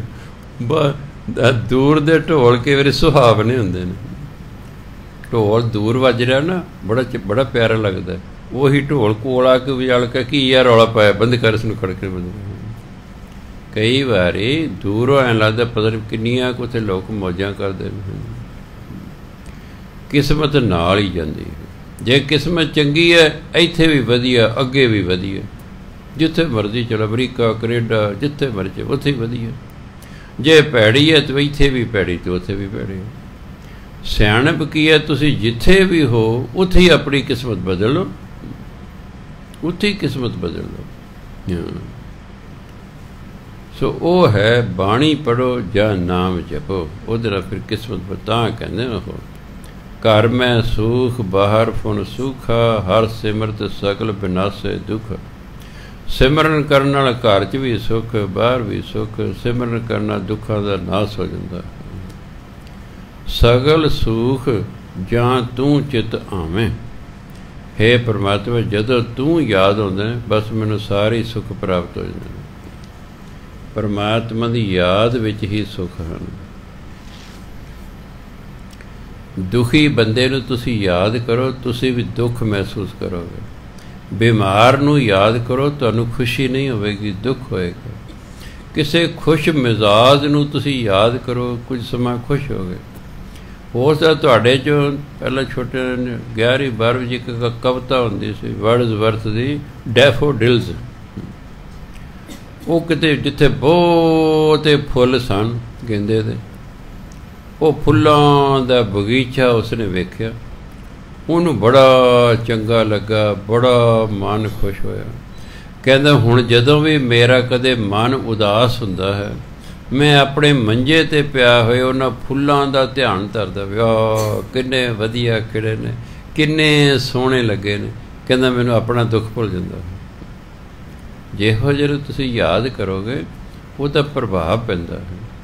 ਪਰਮਾਤਮਾ ਕੋਲ ਤਾਂ ਸੁੱਖ ਹੀ ਸੁੱਖ ਨੇ, ਉਹਦੇ ਕੋਲ ਤਾਂ ਦੁੱਖ ਹੈ ਹੀ ਨਹੀਂ। ਸੋ ਇਸ ਲਈ ਪਰਮਾਤਮਾ ਨੂੰ ਯਾਦ ਕਰਨ ਦੇ ਨਾਲ ਫਿਰ ਸੁੱਖ ਦੀ ਪ੍ਰਾਪਤੀ ਹੋ ਜਾਂਦੀ ਹੈ। ਸੋ ਨਾਮ ਜਪੈ ਜੋ ਜਨ ਤੁਧ ਪਾਵੈ। पर नाम भी कौन जपेगा? ਜਿਹੜਾ व्यक्ति है परमात्मा ਤੈਨੂੰ ਚੰਗਾ ਲੱਗਦਾ ਹੈ। ਆਪਾਂ परमात्मा ਨੂੰ ਚੰਗੇ ਲੱਗਦੇ ਹਾਂ ਤਾਂ ਬਾਣੀ ਪੜ੍ਹ ਰਹੇ ਹਾਂ, ਨਾਮ ਜਪ ਰਹੇ ਹਾਂ। ਇਹ 'ਚ ਕੋਈ ਵਡਿਆਈ ਨਹੀਂ, ਕੋਈ ਹਉਮੈ ਨਹੀਂ, ਬਾਣੀ 'ਚ ਲਿਖਿਆ ਹੋਇਆ। ਅਸੀਂ परमात्मा ਨੂੰ ਚੰਗੇ ਲੱਗਦੇ ਹਾਂ ਤਾਂ ਸਤਸੰਗ 'ਚ ਆਏ ਹਾਂ, ਤਾਂ ਬਾਣੀ ਪੜ੍ਹਦੇ ਹਾਂ, ਤਾਂ ਨਾਮ ਜਪਦੇ ਹਾਂ। ਜਿਹੜੇ परमात्मा ਨੂੰ ਚੰਗੇ ਨਹੀਂ ਨਾ ਲੱਗਦੇ ਉਹ ਤਾਂ ਇਸ ਪਾਸੇ ਨੂੰ ਆਉਂਦੇ ਹੀ ਨਹੀਂ ਹੈਗੇ। ਉਹ ਕਹਿੰਦੇ ਫਿਰੀ ਜਾਓ, ਫਿਰ ਧੱਕੇ ਖਾਈ ਜਾਓ। ਤਨ ਮਨ ਸੀਤਲ ਜਪ ਨਾਮ ਤੇਰਾ, हे परमात्मा ਤੇਰਾ ਨਾਮ ਜਪ ਕੇ ਤਾਂ ਤਨ ਅਤੇ ਮਨ ਠੰਡਾ ਠਾਰ ਹੋ ਜਾਂਦਾ, ਕਿਉਂਕਿ ਸ਼ਾਂਤੀ ਮਿਲਦੀ ਹੈ। ਤਾਂ ਇਹ ਸਿਮਰੋਂ ਸਿਮਰ ਸਿਮਰ ਸੁਖ ਪਾਉ, ਸ਼ਾਂਤੀ ਮਿਲਦੀ ਹੈ। ਤੁਸੀਂ ਲਾਲ ਲੁੜ ਕੇ ਹਟੇ ਹੋ, ਬਾਣੀ ਪੜ੍ਹਨ ਲੱਗ ਜਾਓ, ਸਿਮਰਨ ਕਰ ਲੱਗ ਜਾਓ, ਤੁਹਾਡਾ ਧਿਆਨ ਉਧਰੋਂ ਹਟ ਜਾਏਗਾ। ਕਿਉਂਕਿ ਧਿਆਨ ਹਟਾਉਣਾ ਬਹੁਤ ਜ਼ਰੂਰੀ ਹੁੰਦਾ ਹੈ। ਲੜ ਕੇ ਹਟੇ ਹੋ, ਧਿਆਨ ਹੋਰ ਕਿਸੇ ਪਾਸੇ ਹੈ ਨਹੀਂ, ਬਸ ਤੁਸੀਂ ਖਿਜੀ ਜਾਓਗੇ, ਦੁਖੀ ਹੋਈ ਜਾਓਗੇ, ਚਾਹੇ ਮੀਆਂ ਬੀਬੀ ਤੂੰ ਕਰਕੇ ਹਟੇ ਨਾ। ਧਿਆਨ ਜੋ ਉਧਰ ਹੀ ਹੈ, ਧਿਆਨ ਨੂੰ ਦੂਜੇ ਪਾਸੇ ਲਾਉਣ ਲਈ ਜ਼ਰੂਰੀ ਹੈ ਕਿ ਕੋਈ ਹੋਰ ਕੰਮ ਕੀਤਾ ਜਾਵੇ। ਛੋਟਿਆਂ ਹੁੰਦਿਆਂ ਤੁਰਦੇ ਤੇ ਡਿੱਗ ਪੈਣਾ, ਬੱਚਾ ਰੋਣ ਲੱਗ ਜਾਂਦਾ, ਮਾਰ ਕੇ ਉਹ ਕੀੜੀ ਦਾ ਆਟਾ ਡੁੱਲ ਗਿਆ, ਉਹ ਬੱਚੇ ਨੇ ਕੀੜੀ ਵੱਲ ਵੇਖਣ ਲੱਗ ਜਾਣਾ। ਕੀੜੀ ਤੇ ਕੋਈ ਨਹੀਂ, ਨਾ ਆਟਾ ਡੁੱਲਿਆ, ਉਹਦਾ ਧਿਆਨ ਉੱਧਰ ਨੂੰ ਹੋ ਜਾਣਾ, ਉਹਨੇ ਰੋਣੋਂ ਹਟ ਜਾਣਾ। ਸਾਈਕੋਲੋਜੀ ਹੈ। ਪੁਰਾਣੇ ਜ਼ਮਾਨੇ 'ਚ ਲੋਕਾਂ ਨੂੰ ਭਾਵੇਂ ਮਨੋਵਿਗਿਆਨ ਦਾ ਗਿਆਨ ਨਹੀਂ, ਪਰ ਹੁਣ ਗਿਆਨ ਤਾਂ ਹੈ ਨਾ, ਭਾਵੇਂ ਇਹ ਨਹੀਂ ਸੀ ਪਤਾ ਵੀ ਹਾਂ ਧਿਆਨ ਹੀ ਹਟਾਉਣਾ ਹੈ। ਆਪਾਂ ਮਰੀਜ਼ ਕੋਲ ਕਿਉਂ ਜਾਂਦੇ ਹਾਂ? ਉੱਥੇ ਜਾ ਕੇ ਬਿਮਾਰੀ ਦੀਆਂ ਗੱਲਾਂ ਨਹੀਂ ਕਰੀਦੀਆਂ। ਹਸਪਤਾਲ ਜਾ ਕੇ ਵੀ ਉਹ ਜੀ ਬੜਾ ਮਾੜਾ ਹੋ ਗਿਆ ਜੀ, ਆਪ ਫਲਾਣੇ ਵੀ ਆਪ ਬਿਮਾਰੀ ਲਿਖੀ ਉਹ ਤੁਰ ਗਿਆ ਸੰਸਾਰ ਤੋਂ ਜੀ। ਹਾਂ, ਬਿਮਾਰ ਕੋਲੇ ਜਾ ਕੇ ਬਿਮਾਰੀ ਦੀਆਂ ਗੱਲਾਂ ਨਹੀਂ ਕਰੀਦੀਆਂ, ਹੋਰ ਪਾਸੇ ਉਹਦਾ ਧਿਆਨ ਲਾਵੋ ਤਾਂ ਜੋ ਕੁਝ ਸਮਾਂ ਉਹਨੂੰ ਬਿਮਾਰੀ ਭੁੱਲੀ ਰਹੇ। ਇਹ ਖਿਆਲ ਰੱਖਣਾ। ਕਦੇ ਵੀ ਬਿਮਾਰ ਕੋਲੇ ਜਾ ਕੇ ਬਿਮਾਰੀ ਦੀ ਗੱਲ ਨਹੀਂ, ਉਹ ਠੀਕ ਹੋ ਜਾਏਗਾ ਭਾਈ, ਉਹ ਫਲਾਣਾ ਵੀ ਠੀਕ ਹੋ ਗਿਆ, ਫਲਾਣਾ ਵੀ ਠੀਕ ਹੋ ਗਿਆ। ਉਹਨੂੰ ਪੋਜ਼ੀਟਿਵ ਵਿਚਾਰ ਦਿਓ। ਜੋ ਪਹਿਲੇ ਵਿਚਾਰੇ ਦੇ ਉਹਦੇ ਨੈਗੇਟਿਵ ਵਿਚਾਰ ਨੇ, ਅਸੀਂ ਵਿੱਚ ਜੋੜਦੇ ਉਹ ਤਾਂ ਹੋਰ ਦੁਖੀ ਹੋ ਜਾਏਗਾ। ਧਿਆਨ ਹੀ ਹਟਾਉਣਾ। ਹਾਲ ਚਾਲ ਜਿਹੜਾ ਪੁੱਛਣ ਜਾਣਾ ਹੁੰਦਾ, ਸਿਰਫ ਮਰੀਜ਼ ਦਾ ਕੁਝ ਸਮੇਂ ਲਈ ਉਹਦੀ ਬਿਮਾਰੀ ਵੱਲੋਂ ਧਿਆਨ ਹਟਾਉਣਾ। ਪਹਿਲਾਂ ਮੰਨ ਲਓ ਮੈਂ ਜਾ ਕੇ 2-4 ਮਿੰਟਾਂ ਲਈ ਧਿਆਨ ਹਟਾਇਆ, ਇੰਨੇ ਚਿਰ ਕੋਈ ਹੋਰ ਪਹੁੰਚ ਗਿਆ ਹੈ, ਉਹ ਜਾ ਕੇ ਹਟਾਏਗਾ, ਉਹਦਾ ਸਮਾਂ ਜਿਹੜਾ ਵਧੀਆ ਬੀਤ ਜਾਏਗਾ। ਗੱਲਾਂ ਬਾਤਾਂ ਦੇ ਵਿੱਚ ਦੁੱਖ ਭੁੱਲ ਜਾਂਦਾ ਕੁਝ ਸਮੇਂ ਲਈ। ਜਦੋਂ ਮਰੀਜ਼ ਇਕੱਲਾ ਹੋਏਗਾ ਉਹ ਦੁੱਖ ਬਾਰੇ ਸੋਚਦਾ ਰਹੇਗਾ। ਇਕੱਲਤਾ ਇਸੇ ਲਈ ਨੁਕਸਾਨਦਾਇਕ ਹੈ। ਸਪੋਜ਼ ਕਰੋ ਮੈਂ ਬਿਲਕੁਲ ਇਕੱਲਾ ਹੁੰਦਾ, ਕੋਈ ਸਤਸੰਗੀ ਨਾ ਹੁੰਦਾ, ਘਰ ਵਾਲੇ ਵੀ ਸਵਰਗ ਗਏ, ਬੱਚਾ ਵੀ ਕੋਈ ਨਹੀਂ, ਮੈਂ ਇਕੱਲਾ ਹੀ ਹੁੰਦਾ, ਹੋ ਸਕਦਾ ਮੈਨੂੰ ਹੁਣ ਤੱਕ ਡਿਪਰੈਸ਼ਨ ਹੋ ਗਿਆ ਹੁੰਦਾ। ਪਰ ਇੱਥੇ ਤਾਂ ਰੌਣਕ ਲੱਗੀ ਰਹਿੰਦੀ ਹੈ, ਦਿਨ ਰਾਤ 24 ਘੰਟੇ ਆ ਰਹੇ ਜਾ ਰਹੇ, ਆ ਰਹੇ ਨੇ ਜਾ ਰਹੇ, ਇਕੱਲਤਾ ਮਹਿਸੂਸ ਹੀ ਨਹੀਂ ਹੁੰਦੀ। ਇੰਨਾ ਜਿਹੜਾ ਭਜਨ ਬੰਦਗੀ ਕਰਨ ਵਾਲਾ ਉਹਨੂੰ ਇਕੱਲਤਾ ਘੱਟ ਮਹਿਸੂਸ ਹੁੰਦੀ ਹੈ। ਉਹ ਵਿਹਲੇ ਸਮੇਂ ਆਪਣਾ ਭਜਨ ਬੰਦਗੀ 'ਚ ਲੱਗਾ ਰਹਿੰਦਾ ਹੈ। ਪਰ ਫਿਰ ਵੀ ਮੈਂ ਦੇਖਿਆ ਜਿਹੜੇ ਸਾਧੂ ਨੇ ਉਹ ਵੀ ਇਕੱਲੇ ਇਕੱਲੇ ਨਹੀਂ ਰਹਿੰਦੇ, ਉਹ ਵੀ ਗਰੁੱਪ ਬਣਾ ਕੇ ਜੰਗਲਾਂ 'ਚ ਰਹਿੰਦੇ ਨੇ। ਡੇਰਿਆਂ 'ਚ ਇਕੱਲਾ ਸਾਧੂ ਨਹੀਂ ਰਹਿੰਦਾ, ਕਿੰਨੇ ਹੀ ਚੇਲੇ ਬਲ ਕੇ ਨਾਲ ਹੁੰਦੇ ਹਨ। ਸੋ ਜਿਹੜਾ ਹੈ ਉਹ ਸਾਥ ਕੋਈ ਨਾ ਕੋਈ ਜ਼ਰੂਰ ਚਾਹੀਦਾ ਹੁੰਦਾ ਹੈਗਾ, ਤਾਂ ਜੋ ਧਿਆਨ ਦੂਜੇ ਪਾਸੇ ਨੂੰ ਬੰਦੇ ਦਾ ਰਹੇ। ਮਰੀਜ਼ ਕੋਲੇ ਜਾਣ ਦਾ ਆਹੀ ਮਤਲਬ ਹੁੰਦਾ, ਬਾਣੀ ਪੜ੍ਹਨ ਦਾ, ਨਾਮ ਜਪਣ ਦਾ ਆਹੀ ਮਤਲਬ। ਸਾਡਾ ਧਿਆਨ ਇੱਕ ਵਾਰੀ ਸੰਸਾਰ ਵੱਲੋਂ ਹਟ ਜੇ। ਸੰਸਾਰ ਦੇ ਦੁੱਖਾਂ ਦਾ ਘਰ ਹੈ, ਜਿੰਨਾ ਅਸੀਂ ਸੰਸਾਰ ਨੂੰ ਯਾਦ ਕਰਾਂਗੇ ਉਨਾ ਹੀ ਕੋਈ ਨਾ ਕੋਈ ਸਿਆਪਾ ਖੜਾ ਰਹੇਗਾ। ਬਾਣੀ ਪੜ੍ਹਦੇ ਹਾਂ, ਨਾਮ ਜਪਦੇ ਹਾਂ, ਸੰਸਾਰ ਵੱਲੋਂ ਧਿਆਨ ਹਟ ਜਾਂਦਾ ਹੈ, ਇਸ ਲਈ ਮਨ ਨੂੰ ਸ਼ਾਂਤੀ ਮਿਲਦੀ ਹੈ। ਸੋ ਤਾਂ ਕਹਿੰਦੇ ਤਨ ਮਨ ਸੀਤਲ ਜਪ ਨਾਮ ਤੇਰਾ, हे परमात्मा तेरा नाम जप के तो मेरा तन मन ठंडा ठार हो जाता है। हर हर जपत टहै दुख डेरा, परमात्मा का नाम जाके दुखों का डेरा ही टह जाता है। भी दुखा ने आके उत्ते टिकाणा कर लिया है, कहते सारे दुखों का नाश हो जाता है। हुक्म बूझे सोई परवान, साच शब्द जाका निशान। ਜਿਹੜਾ ਪਰਮਾਤਮਾ ਦੇ ਹੁਕਮ ਨੂੰ ਬੁੱਝ ਲੈਂਦਾ, ਪਰਮਾਤਮਾ ਦਾ ਤਾਂ ਇੱਕੋ ਹੀ ਹੁਕਮ ਹੈ। ਨਾਨਕ ਏਕੋ ਹੁਕਮ ਹੈ ਸਤਿਗੁਰ ਦੀਆ ਬੁਝਾਏ ਜੀ। ਇੱਕੋ ਹੀ ਹੁਕਮ ਹੈ ਕਿ ਮੇਰਾ ਨਾਮ ਜਪਣਾ ਜਾ ਕੇ, ਬਸ। ਪਰਮਾਤਮਾ ਦਾ ਸਿਰਫ ਤੇ ਸਿਰਫ ਇੱਕੋ ਹੁਕਮ ਹੈ ਕਿ ਤੁਸੀਂ ਮੇਰਾ ਨਾਮ ਜਪਣਾ ਹੈ। ਹੁਕਮ ਬੂਝੈ ਸੋਈ ਪ੍ਰਵਾਨ। ਜਿਹੜਾ ਪਰਮਾਤਮਾ ਦੇ ਹੁਕਮ ਨੂੰ ਸਮਝ ਲੈਂਦਾ, ਉਹ ਪਰਮਾਤਮਾ ਦੀ ਨਜ਼ਰਾਂ 'ਚ ਪ੍ਰਵਾਨ ਹੋ ਜਾਂਦਾ। ਸਾਚ ਸ਼ਬਦ ਜਾ ਕਾ ਨਿਸ਼ਾਨ, ਕਿਉਂਕਿ ਉਹਦੇ ਕੋਲ ਪਰਮਾਤਮਾ ਦੇ ਨਾਮ ਦਾ ਨਿਸ਼ਾਨ ਹੁੰਦਾ ਹੈ। ਨਿਸ਼ਾਨ ਦੇ ਕਈ ਅਰਥ ਨੇ। ਇੱਕ ਤਾਂ ਨਿਸ਼ਾਨ ਸਾਹਿਬ ਚਲਾਇਆ ਜਾਂਦਾ ਹੈ। ਦੂਜਾ ਨਿਸ਼ਾਨ ਦਾ ਅਰਥ ਹੈ ਰਾਹਦਾਰੀ। ਕਈ ਵਾਰੀ ਤੁਸੀਂ ਪਸ਼ੂ ਖਰੀਦਿਆ ਹੈ, ਉਸ ਪਸ਼ੂ ਨੂੰ ਤੋਂ ਇੱਥੋਂ ਕਿਤੇ ਹੋਰ ਥਾਂ 'ਤੇ ਲੈ ਕੇ ਜਾਣਾ ਹੈ, ਉਹ ਨਾਲ ਰਾਹਦਾਰੀ ਬਣਾ ਕੇ ਦਿੰਦੇ ਨੇ ਕਿ ਹਾਂ ਇਸਨੇ ਖਰੀਦਿਆ, ਕੋਈ ਚੋਰੀ ਨਹੀਂ ਕਰਕੇ ਲਿਆ, ਇਹਨੇ ਫਲਾਣੀ ਥਾਂ 'ਤੇ ਲੈ ਕੇ ਜਾਣਾ ਹੈ। ਪਰਮਾਤਮਾ ਦਾ ਨਾਮ ਦਾ ਨਿਸ਼ਾਨ, ਇਸ ਲਈ ਉਹਨੂੰ ਕੋਈ ਰੁਕਾਵਟ ਨਹੀਂ ਹੁੰਦੀ, ਕਿਉਂਕਿ ਉਹਦੇ ਕੋਲ ਰਾਹਦਾਰੀ ਹੈ, ਉਹ ਪਰਮਾਤਮਾ ਤੱਕ ਜਾਣ ਦੀ, ਇਸ ਲਈ ਕੋਈ ਰਾਹ 'ਚ ਉਹਨੂੰ ਰੋਕਦਾ ਨਹੀਂ ਹੈ। ਗੁਰ ਪੂਰੈ ਹਰ ਨਾਮ ਦਿਰੜਾਇਆ, ਪੂਰੇ ਗੁਰੂ ਨੇ ਮੈਨੂੰ ਨਾਮ ਪੱਕਿਆਂ ਕਰ ਦਿੱਤਾ ਹੈ। ਪੰਡਤ ਨਾਨਕ ਮੇਰਾ ਮਨ ਸੁਖ ਪਾਇਆ, ਹੁਣ ਮੇਰੇ ਮਨ ਨੂੰ ਸੁਖ ਦੀ ਪ੍ਰਾਪਤੀ ਹੋ ਗਈ ਹੈ।